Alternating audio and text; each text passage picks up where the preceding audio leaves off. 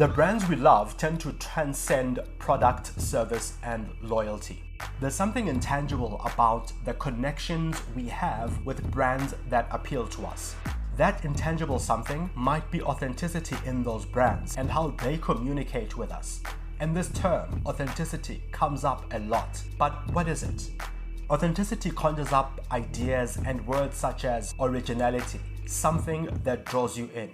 How do you know when you've reached it in brand communication, in strategy, or when planning campaigns? Joining us today is Jay Sebesho, who is the MD and founder of Janong, a creative and digital agency. She has over 12 years brand and communication strategy experience that spans from brands in South Africa, Namibia, Kenya, and other parts of the world. Jay helps us to demystify authenticity and what it means in brand communication. She shares some of her experiences while working with leading brands from Absa, Nedbank to MTN and others. We discuss how you make authenticity a part of strategy and how it helps brands to connect better with customers. We go into living up to your brand personality and how that helps to build loyal fans and customers. Enjoy the show. Welcome to The Lead Creative, where we talk to the creative minds behind some of the leading brands, businesses, organizations, and top ideas that we all love. Our chats range from building brands, conceptualizing new products, strategy, and building businesses. I'm your host, Mongezi Mtati.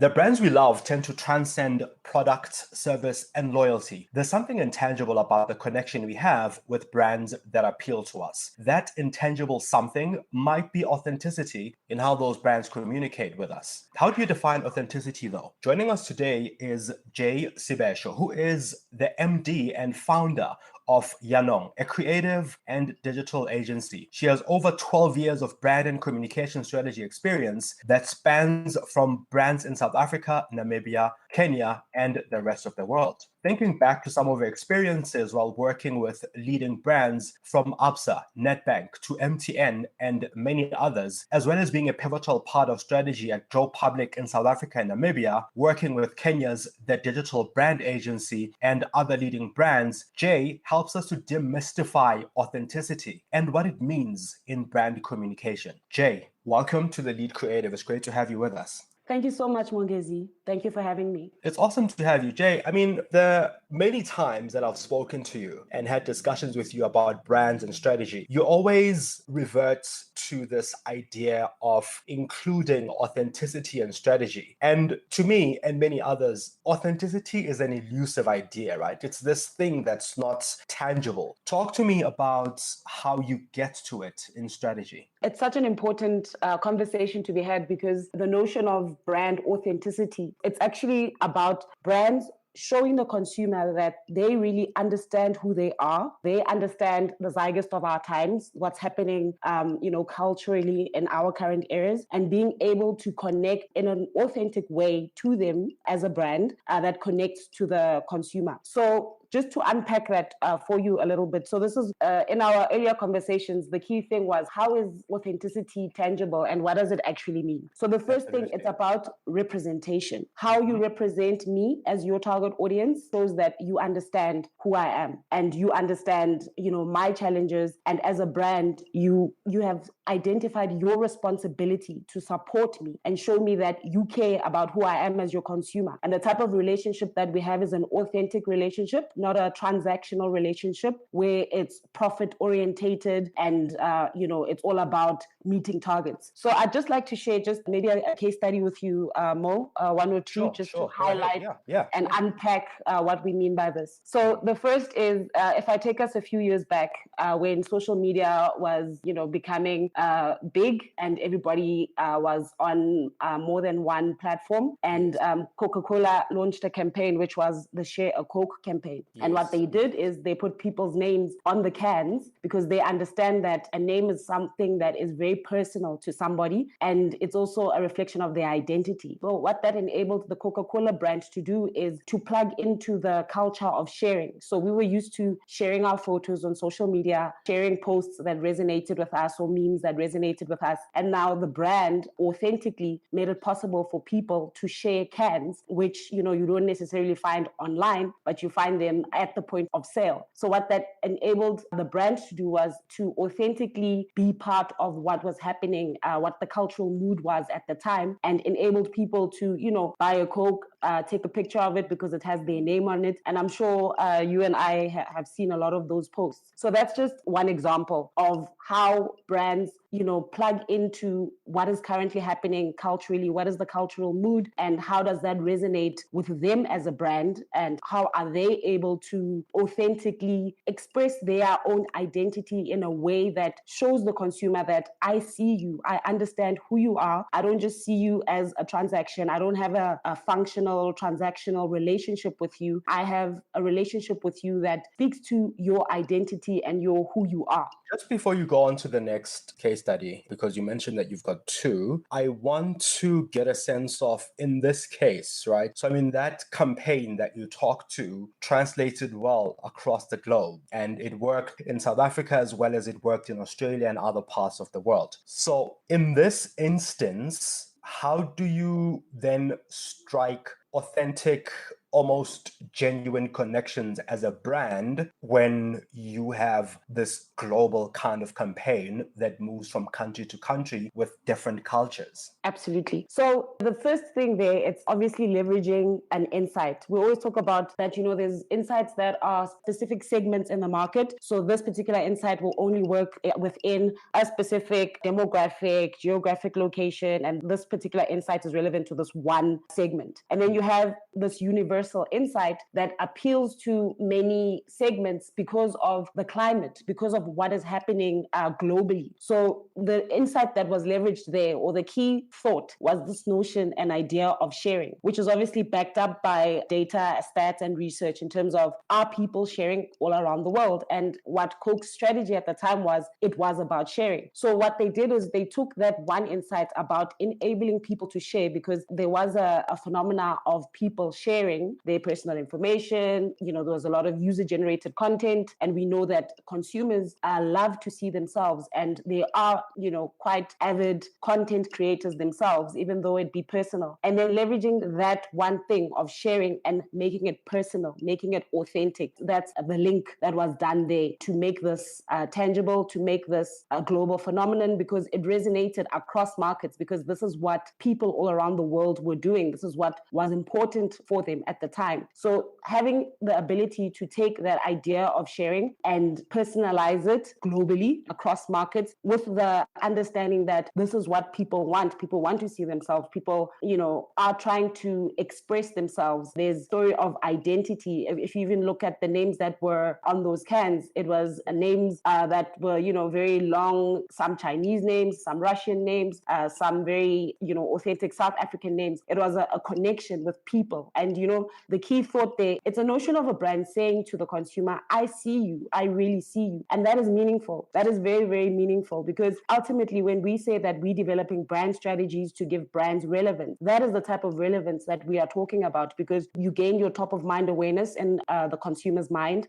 You become part of their consideration set, because they start to trust you as a brand, because they see that you really take an interest in who they are. You don't just, it's not like you shooting in the dark type of approach. It's a personal approach that gained the global momentum you just spoke about. Yes. So here's another thing that comes to mind for me, because with Coca-Cola, it was very unique, very distinct. And we can literally count, the number of brands that get like that are that way, that get it the same way that Coca-Cola does year on year, almost every summer.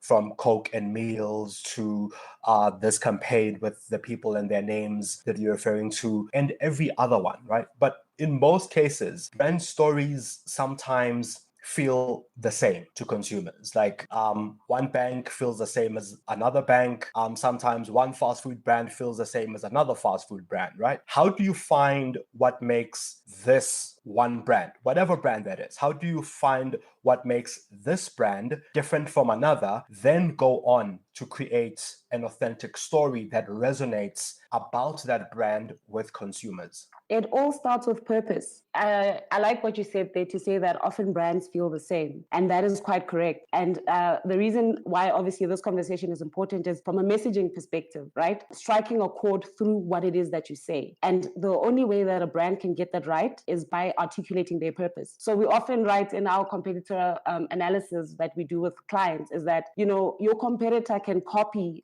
your product. They can maybe copy a service that you provide, but they can never copy your purpose. So once you have, as a brand, authentically articulated your purpose and are able to enable that purpose to shine through or to be articulated across your consumer touch points, so that whether they're receiving an email from you or they're purchasing your product, or it's the in-store experience that they have at point of sale, or they are at an experiential event, the only way that your brand authenticity can shine is if your purpose is being, reverted back to at each and every single touch points. That is the only way that you can authentically articulate yourself, but most of all, differentiate. We also talk about being distinctive, because it's always good. We always talk about brand differentiation. So we're differentiating this fast food brand from that fast food brand. But sometimes you will find that your competitors are not necessarily in your industry, if I can put it like that. So for example, if your brand message is to share happiness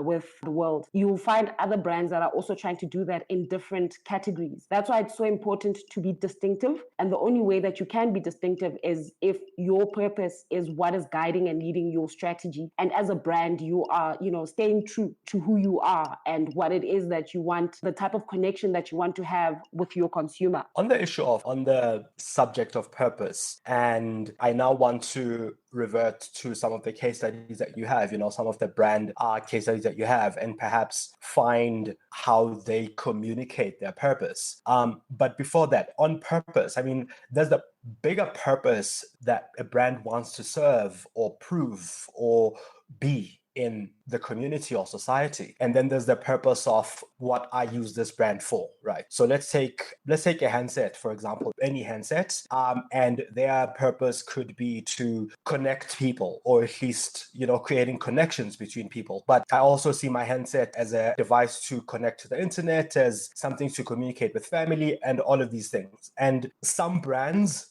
don't fit neatly into the purpose that they want to communicate or serve in the world. How do you make it original, and how do you communicate it and have this purpose shine through in a way that isn't bland and lukewarm? Yeah, that's why I think the key thing there is using the handset example that you've given, doing competitor analysis within your category as well as in other categories to see what other brands are communicating in terms of, let's say, a similar purpose in the terms of values that you offer as a business, what you believe in, as well as what it is that your product offers. So doing a thorough and proper competitor analysis enables you to see what is in the market. You identify your unique position where you can own. You always want to be distinctive in a positioning that you can uniquely own. Once you have identified that positioning, then it's a matter of constructing your message in a way that is most relevant to what it is that is unique and different about your product. There has to be something, even if it's all handset, with similar functionalities, similar levels of innovation. You always have to find and craft what it is that makes yours different, and then link that back to your business purpose. What that will enable you to do is to articulate a message that not only differentiates you or enables you to have the purpose of what your product does, as well as the purpose of what your business stands for, but understanding the consumer climate at the time, understanding what is different? What is it that the consumer can do with this? What is that unique thing that we know about them that no one else is currently leveraging or talking about at this point? And that is how you are able to align your values in terms of your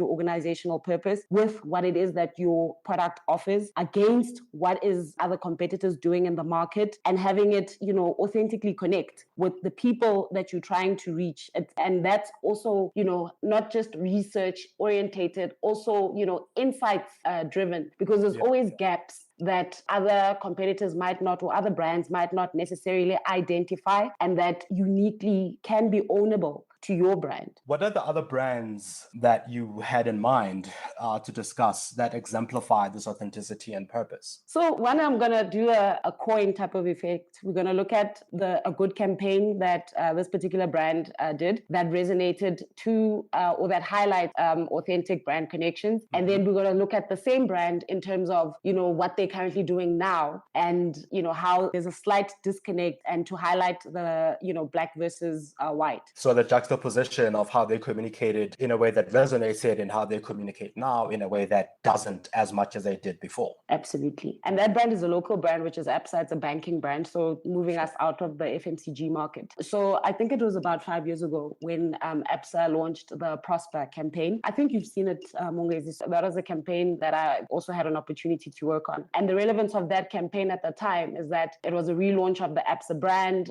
There was a lot of research that was done in terms of what the consumer's perceptions were. The Prosper message, when it came out, it was a message about wealth. It was about partnering with you through your journey to wealth. So understanding that at the time, South Africans were, in heavy debt. We didn't have great financial behavior. And the conversations that the competitors were having at the time it was innovation, it was, sustainability, and they crafted this message. So that message, along with other messages, because ultimately a brand is, it's a combination of all your efforts. So there wasn't a campaign that they had prior, which was more for the sponsorship side, which was talking about the human spirit, and it was talking about all the sports sponsorships that they are involved in, the athletes' commitment to what it is that they do, and the fans' passion to what it is that they're seeing on the field, and the team that they support. And it was quite, I can say, philosophical, but it was deep, if I can put it like that. It was deep, it was meaningful, it resonated with what the country needed at the time, and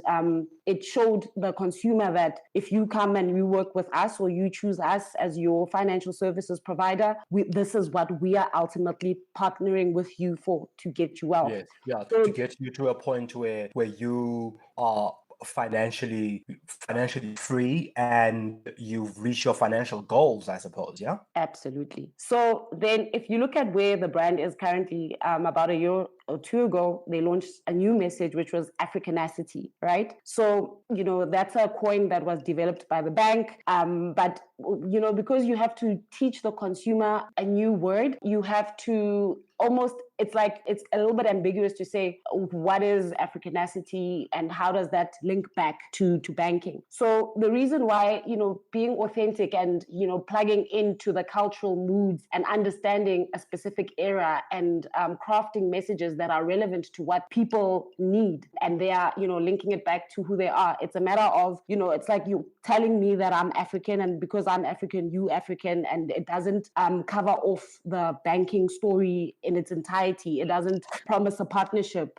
There's a little bit of confusion from a purpose perspective. So the risks of almost trying to tell or force fit or tell the consumer who they are or what they are is that you run a risk of almost trying too hard, almost, confusing the market, not necessarily having that deep, meaningful connection that, ties back to the core of what people are going through and what it is that they need in the way of being plugged into the now. That's interesting. And it's a very interesting observation, because they are still driving the Africanacity messaging today. And I think it tries to link back to an action or a behavior or a way of thinking, and that's Africanacity. And they have to, tail end this Africanacity at every point of the message.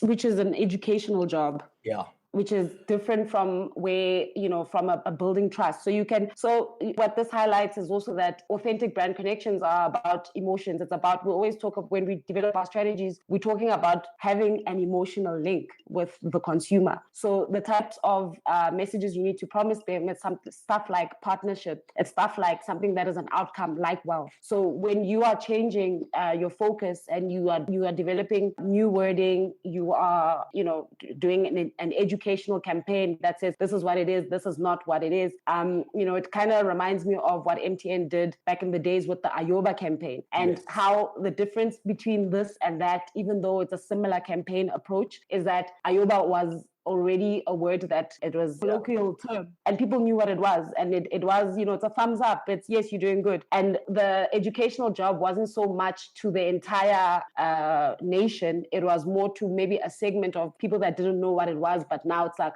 okay, I pick it up and it's relevant, I can use it in day-to-day speak, and I see how it plugs back to the brand from celebrating our South Africanness, our the people that we are. So now when you're developing a new term and you're doing an educational job, what is the emotive outcome there? What is it that the consumer can identify from their own needs that enables them to authentically connect to the brand? Just to double back a little bit to something you mentioned earlier, but from a different perspective slightly. So authenticity for Coca-Cola, for instance, right, is different from authenticity for, say, a Levi's or Nedbank or Absa or MTN, whom, we've spoken about. But they all have it, right? Yes. Should all brands strive to find what it is for them? Absolutely. Why is this important? It's important because then when you craft your message, you understand your consumer in a way that enables you to represent them, in a way that enables you to be relevant. Because ultimately what you want to be is to be relevant. Most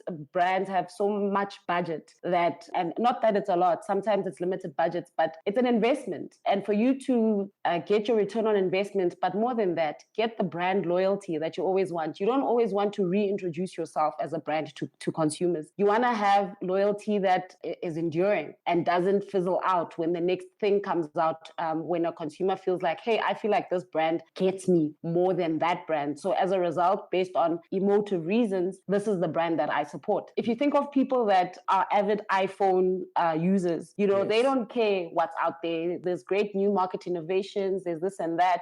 There'll even be some criticisms of the latest iPhone innovation. But because of a relationship, because of that striking a chord, and each and every single brand strategist from a messaging perspective promises this, that this is the job that a strategy should do, is to connect a brand with the consumer emotively. Yes. So and I like the iPhone example that you use, because there used to be the argument of and there still is the argument of operating system, Android versus iOS. Right. But some people, even within the Android space, don't stick with Samsung or Huawei, but some will stick with a Samsung. And they are diehard fans of a Samsung or a Huawei within the same operating system. So it transcends operating system to something else. Exactly. And that's exactly it. The diehard fans. That's what you want. That is this is what the job of striking the right chord, having an authentic connection with your consumer. No matter what you do, they will be diehard fans. That's what you want to do. You do not want to spend your marketing budget year on year trying this, trying that. You want to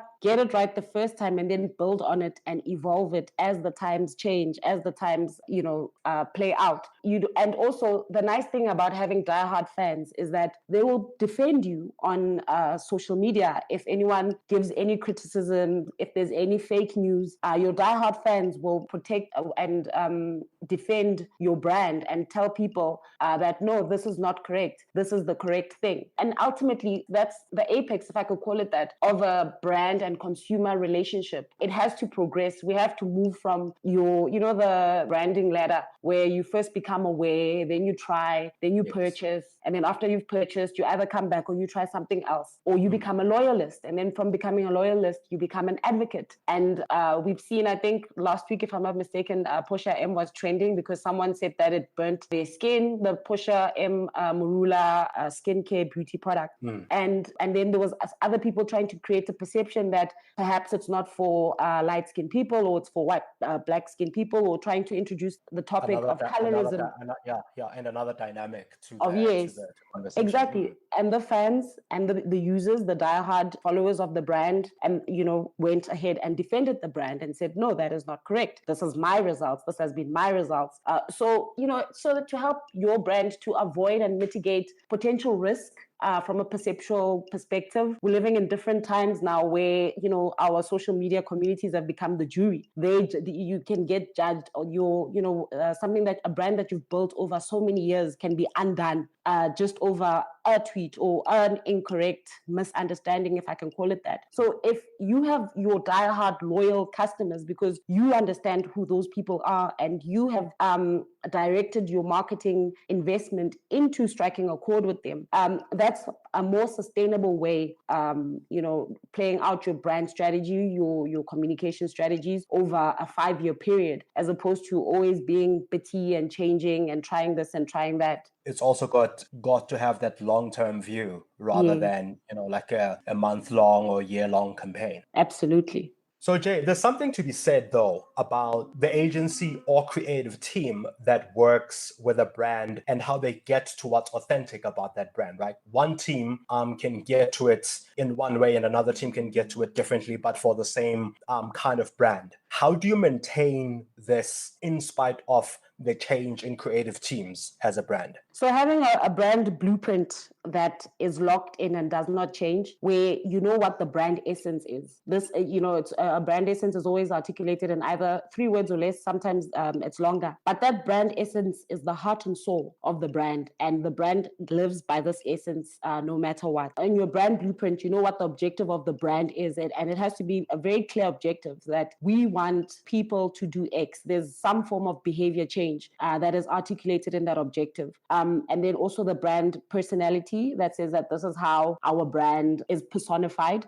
Sometimes you can even have a brand archetype. So there's about 12 brand archetypes that either show a brand as being caring or loving, or a hero brand, or an everyman brand. And all of this is documented in the brand blueprint, including key consumer insight, as in the one thing that we need to connect with consumers on as a brand, the key competitor insight as to that one thing that enables us to be differentiated from our competitors. With that brand blueprint, and it has to be locked in once approved, no matter which creative team you give your brand briefs with. So it's the brand blueprint also coupled with the brand identity. So that brand identity document, it shows you the visual language of the brand, where the logo sits, the types of photography or even videos that are utilized, the types of lifestyle shots, how those shots need to be taken. It needs to be an aerial view. The visual experience as well of the brand, right? Exactly. So with those 2 documents, any team can work on your brand and, enable you to articulate yourself in the best way possible. So in the South African context, in fact, even internationally, because they've crossed borders from South Africa to other parts of the world, Nando's have their authentic personality, down pat in a way that even without sound or the brand logo, that this can only be Nando's when you see a piece of Nando's communication. Why do they get it so right in a way that other brands don't? You mean in terms of their tongue-in-cheek approach and how they... In terms of their tongue-in-cheek approach, in terms of even the copy, let alone the fact that their copy looks a certain way, even if their copy didn't. So remove the type of fonts or whatever it is that, that distinguishes their copy or the background or the colors. You'll know that when a piece of communication comes out about something to do with politics, something to do with current affairs, or any sort of thing, it feels like Nando's has said that, or Nando's could have said something like this, even though Nando's didn't. What is it that, because for me, that's the authenticity, that thing that says you just get it, or anytime that I see something, I'll associate it with you as a brand. Why do they get it so right? Mostly to achieve that, especially at the scale that they've been able to do it. If we go back to that whole brand essence topic, so I don't think I've ever seen the Nando's brand blueprint, but a part of me believes that there must be something in it that says that you need to be spicy as part of their brand personality, and also linking back to the peri peri chicken that they offer. And my belief is that, and as in most agents, especially when you're working on a brand like that is driven by its personality, is that there's checks and balance. So there's often a checklist that is developed to inform all creative work that comes out for brands like Nando's. So first question, is this spicy? Is it offensive? It has to be yes, no, and is it relevant to what is happening today? Are we pushing the boundary too much? Is it humorous? Those types of pieces of communication are often checked by executive creative directors, as well as the fuller team, including the brand teams within the client's side themselves, to ensure that we are striking the correct brand personality, and this is done globally. And the nice thing about obviously being a global brand is that each region has its own teams, its own brand teams that are able to understand what is happening in those unique regions, and to ensure that the communication is a tick for brand personality, as well as the relevance of plugging into what is currently happening within that particular region. So with COVID having been the biggest change, the greatest disruptor of humanity in the past couple of months, some predictions say businesses will take almost 2 or 3 years to recover. And of course, this affects us as people outside of business in many ways, right? What will now have to go into research that informs creating these meaningful customer connections? Because I imagine that it does change a lot of, consumer outlook, predictions that were made a year ago about where people will be in a year, or where marketing, advertising will be in a year, have all changed, right? So how will we now inform what becomes or leads to meaningful connections between brands and customers, between people themselves, across connections that people have among themselves that lead to the kinds of brands that resonate with them, or that speaks to them in a way that they love or want to interact and engage further with those brands? So it's definitely going to have to be a case of going back to basics for brands. In my earlier years, I used to work as an analyst, a market intelligence analyst, doing market intelligence for financial services brands. And what I like about the financial services brands is they really do their due diligence from a research and market intelligence perspective. But the biggest thing, especially in the wake of COVID, is doing a needs analysis. So in the financial services world, before any product goes out, a thorough needs analysis is done from a consumer perspective. And this is across every single country. They never use, the no blanket approach for tailoring and developing communications for a specific product. So it's a matter of what are the needs, what are the consumers' needs. You can even put them in a hierarchy from what is the most important need in relation to the particular product that you're doing the needs analysis for. So during this time, it's going to be very important for brands to do needs analysis to understand that with regards to their product, what is it that the consumer needs, and then to obviously put it in priority. Once you understand what your consumers' needs, then it becomes, you then start to follow a strategic and methodological approach in crafting your communications, because you have a full understanding of who it is that you're communicating to and what it is that they need as a result of what has transpired through the pandemic. Jay, thank you very much. That was absolutely amazing. And I mean, I got quite a number of things out of that are definitely, that make authenticity more tangible, than this idea that's kind of up in the air. And I mean, you said that one of those things is understanding your customer, but more than understanding your customer, demonstrating to your customer that I see you, that I know who you are, and I understand your struggles and your being as a person.